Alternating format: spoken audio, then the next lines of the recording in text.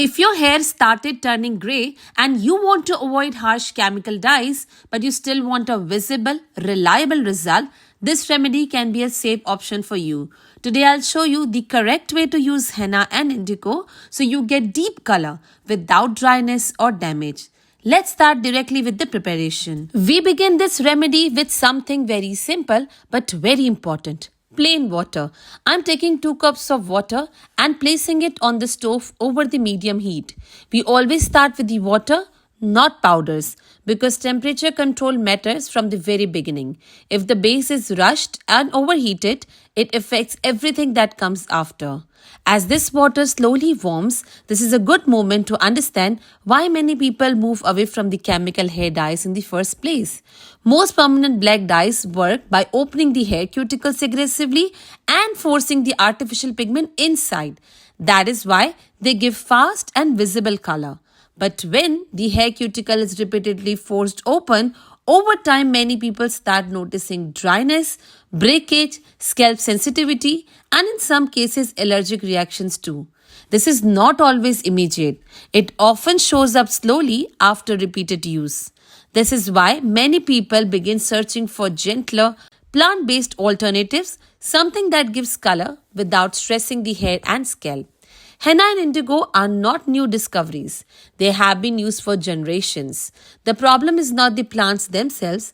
The problem is that they are often prepared incorrectly. And today, we are correcting that preparation step by step. Now, as the water is warming, the first ingredient I add is amla, which is also called as Indian gooseberry. If you have dried amla, you can add around 1 tablespoon of it. But if you have fresh, you can use 2 of those also. Before adding anything else, there is one rule you must clearly understand because this rule decides the final results. Everything in this remedy must be non-alkaline. This one principle changes everything. Alkalinity dries the hair, weakens the indigo, causes uneven color, and creates brassy or dull tones. That is why many people experience dryness or patchy results when using natural hair dyes. So in this method, we completely avoid anything harsh, soapy or alkaline. So no baking soda, no soap nut, no harsh cleansing herbs and no shortcuts. Instead of shocking the hair, we build a supportive, calm environment. Amla helps us do exactly that. It keeps the mixture balanced, supports shines and also prevents the excessive warmth in the final color. Next, I'm going to add 1 tablespoon of black tea leaves. Black tea is added for one main reason, which is tannins. Tannins help pigments hold on to the hair better. They don't force the color. They help the color stay. When the people complain that their hair color fades quickly, very often this support step is missing. Here, we are not pushing the pigment into the hair. We are preparing the hair so it can accept and retain the color naturally. That is a big difference. Now I'm going to add hibiscus petals. If you have hibiscus powder, you can use 1 tablespoon of that. If you have fresh hibiscus, you can use that too. Here I'm using the dried hibiscus petals. Hibiscus is conditioning and helps maintain a gentle pH throughout the process. This step is important for scalp comfort and for how the hair feels after coloring. Many people think stiffness or discomfort is unavoidable with the natural dyes. In reality, it usually means the preparation was too harsh. Hibiscus helps prevent that by keeping the mixture soft and balanced because hibiscus have its own moisture in it. Again, notice the pattern. Nothing aggressive, nothing alkaline and nothing stripping. Then I'm going to add 1 teaspoon of fenugreek seeds. This is one of the most important steps for prevention of dryness. Fenugreek releases the natural slip when boiled. This creates a light coating that supports moisture and flexibility. Henna binds strongly to hair protein. Without moisture support, hair can feel stiff after coloring. This is why many people wrongly blame henna for dryness. In reality, henna itself is not the problem. The preparation is. Fenugreek changes how the hair feels after the process, especially in the long-term use. Now I let everything boil gently for about 10 to 15 minutes. Not aggressively, just a calm, steady boil. As the herbs simmer, they slowly release their properties into the water. This stage teaches patience. Natural remedies work best when they are not rushed. After boiling, I strain the liquid and let it cool until it is lukewarm.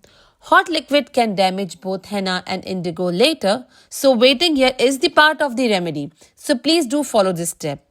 At this stage, what we have is not just a liquid. We have created a supportive base. This base decides how henna behaves. It decides how indigo behaves. And it decides how your hair feels days after coloring. When people skip this step or simplify it, they usually face dryness, fading, or uneven color.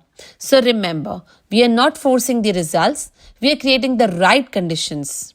Now that our decoction is ready and lukewarm, we can move forward. Only now do we touch henna and indigo, not before. Because when the foundation is correct, the rest of the process becomes very simple. Now that our herbal decoction has cooled to a lukewarm temperature, we move to the next step, which is preparation of the henna. At this stage, we work with henna alone. Indigo is not added yet, and there is a very important reason for that. Henna needs time to hydrate properly, not to ferment, not to overdevelop, just to hydrate. I take my henna powder and slowly add the lukewarm decoction. I mix gently, making sure that there are no dry pockets or lumps. The texture we want here is a smooth and creamy texture, not runny and not stiff. This consistency matters because it decides how evenly the henna spreads on the hair later. Once the paste is ready, I let it rest for about 20 to 30 minutes. This resting time is often misunderstood. This is not fermentation, this is simply hydration. During this time, henna absorbs moisture and becomes ready to bind evenly with the hair protein. When people leave henna overnight or for many hours, they often face dryness, excessive warmth, or unpredictable color. That usually happens because the process has gone too far. Here we keep it controlled and gentle. While the henna is resting, this is a good moment to understand why indigo is handled differently. Indigo is a delicate plant pigment. It is sensitive to the air, time, and environment. If the indigo is mixed too early or left exposed for too long, it starts losing its effectiveness. This is one of the most common reasons people say indigo didn't work for me. In reality, indigo works very well, but only when treated correctly. This is why we never hydrate the indigo early and we never let it sit around. Henna prepares the base, indigo completes the color. Now that the henna paste has rested for about 20 to 30 minutes, we move to the most time-sensitive step. This is where we add the indigo powder. Before adding it, let me clearly mention the ratio we are using here. For one step deep black coverage, the most reliable ratio is 40% henna and 60% indigo. This slightly higher indigo ratio compensates for its natural instability and helps achieve a deeper tone in one application. Now, just before the application, not earlier, I add the indigo powder directly into the henna paste. At this stage, speed matters. Once mixed, the paste should be applied immediately. Please do not wait, do not store it, and do not leave it uncovered. This is how we protect indigo from oxidation and get consistent deep color. The final paste should be feeling smooth, soft, and spreadable. If it feels dry or crumbly, a little lukewarm decoction can be added. If it feels too runny, it will drip and apply unevenly. These small texture details decide the final results. Natural dyes respond to care and the attention, not to force. Now before applying, make sure that the hair is clean and oil-free. Oil creates a barrier and prevents proper pigment binding. I start applying the paste from the roots, making sure white or grey strands are fully coated. Then I work my way down to the lens. Take your time here.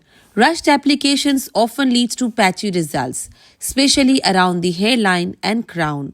Once all the hair is covered, I gently gather it and cover it with a plastic cap, or you can use a shower cap too. This helps retain the moisture and reduces the unnecessary air exposure. Now we let the paste sit on the hair for at least 2 to 3 hours. During this time, the plant pigments bind gradually with the hair. Nothing aggressive is happening here. There is no burning, no strong smell, and no chemical reaction. This slow binding is what makes the process gentler. Leaving it longer than 4 hours does not improve the results and may increase the dryness. So patience is important, but overdoing it is unnecessary. After the processing time, I rinse the hair thoroughly with the plain water only. No shampoo, no conditioner, just water. At this stage, the color may look slightly lighter or warmer. This is totally normal. Natural dyes continue to settle after rinsing. For the next 48 hours, avoid shampooing the hair. During this time, the color deepens naturally as it settles. This is a quiet process. You don't need to do anything. Just let the hair rest. Avoid heavy sweating, swimming, or oiling during this window of 48 hours. After 2 days, you can use the oil. If you use the black hair oil, which is one of my most famous oil, that oil is very light oil and that works pretty well. This restores softness without disturbing the color. Over time, you will notice that when this method is done correctly, the hair feels strong, balanced and comfortable, not stripped or brittle. This method can be repeated as needed, usually every 3 to 4 weeks, depending on hair growth and fading. With consistent, correct preparation, many people notice improved hair feel over time because the process does not rely on harsh chemistry. The entire method works on one principle, respecting the nature of the ingredients. No force, no shortcuts, no harsh additives. When the foundation is right, the rest of the process becomes simple. After 48 hours, use this oil which is shown on the screen. Just click on this video and this video will help you to gain your black hair pigment back. And then use this shampoo on your hair to retain your hair pigment. I'll see you there. Till then, bye-bye.